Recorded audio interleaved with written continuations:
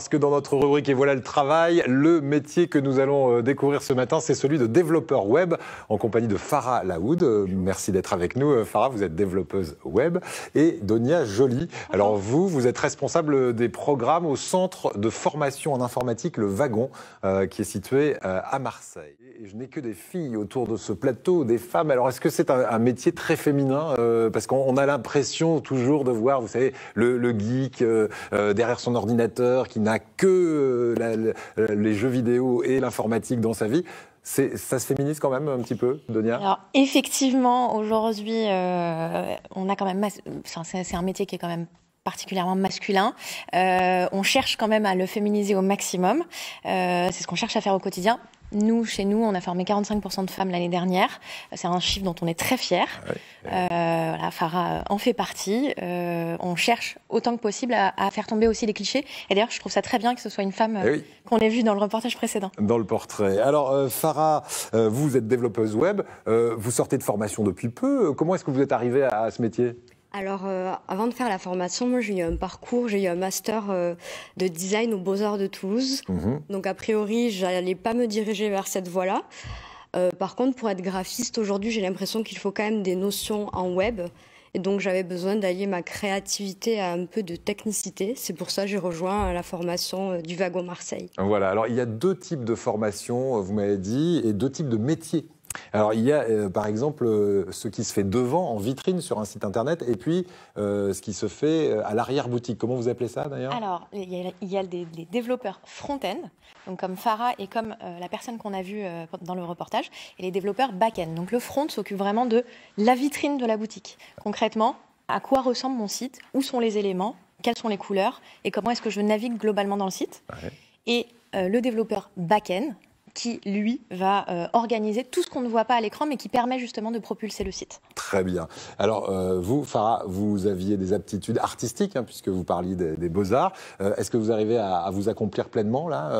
Une artiste peut se révéler dans le développement informatique? Oui, bien sûr. Comme le disait Donia, moi, je fais du front, donc je m'occupe de la vitrine. Et au-delà de ça, je fais un peu d'UX. Alors, je sais pas si c'est quoi du UX? Ah ben non, ça va interloquer plein de monde. Dites donc. C'est quoi le UX en informatique? On s'occupe plutôt de l'expérience utilisateur. C'est-à-dire qu'on va rendre un site web ou une application mobile le plus fluide possible. Ça va passer par le choix de la couleur d'un bouton ou du placement d'un bouton, par exemple. C'est de l'ergonomie, en fait. C'est ce qu'on appelle l'ergonomie d'un site. Aujourd'hui, qu'est-ce que vous faites après cette formation? Vous avez trouvé du travail tout de suite? J'ai commencé par un stage et ensuite, oui, effectivement, j'ai trouvé du travail. Je suis passée en agence et je fais aussi des missions en freelance. Ça dépend des projets.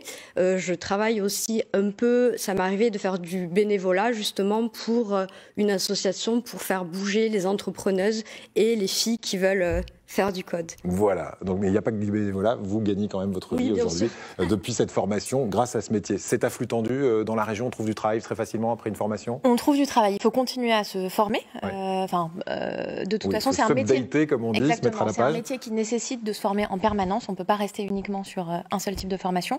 Il y a aujourd'hui environ 70 000 emplois dans le numérique en PACA. Il faut savoir que le PACA est la deuxième plus grande région dans le domaine du numérique, avec notamment Sofia, mais aussi Marseille et Aix. Et ce qu'il faut savoir aussi, c'est qu'au-delà de la région en tant que telle, le métier de développeur web est assez intéressant puisque ça permet aussi d'élargir son spectre de recherche, puisque c'est un métier qui se prête particulièrement à un télétravail complet. Et donc, on a beaucoup de nos anciens, par exemple, qui ont trouvé des emplois dans des entreprises qui sont basées à Paris ou à Londres et qui travaillent depuis la région. Chez nous, au soleil, et ça c'est très très bien. Alors, on va faire très vite sur les formations. Il y a une formation traditionnelle qui consiste en quoi exactement? Alors, donc en fonction du front ou du back, donc du développeur de la vitrine ou de l'intérieur de la boutique, il va y avoir des formations différentes. Pour le front, ça va plutôt être des formations en web design ou en infographie dans des écoles ou dans des universités. Il faut savoir qu'il y a aussi beaucoup de formations en ligne.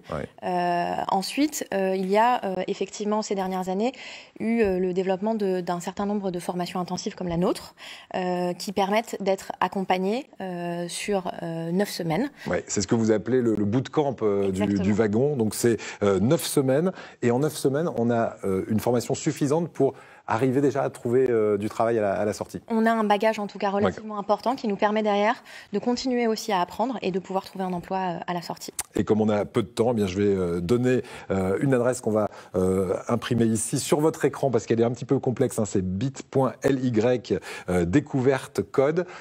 Et ben, si vous allez sur cette adresse à partir de midi aujourd'hui, hein, ce mardi 24, vous allez avoir droit à un cours gratuit en ligne. C'est ce qu'on appelle un webinar pour voir si le métier pourrait vous convenir, par exemple.